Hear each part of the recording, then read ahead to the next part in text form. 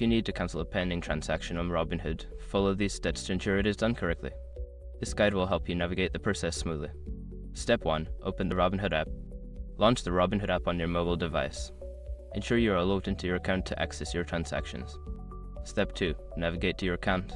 Tap on the account icon located in the bottom right corner of the screen. This will take you to your account overview where you can see your portfolio and transactions. Step 3. Access your transactions. Scroll down to find the History or Transactions section. Here, you will see a list of your recent transactions, including any pending ones. Step 4. Find the pending transaction. Look for the transaction that is currently pending.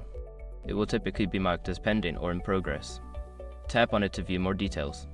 Step 5. Cancel the transaction. If the option to cancel is available, you will see a cancel button or link. Tap on it and confirm your choice to cancel a pending transaction.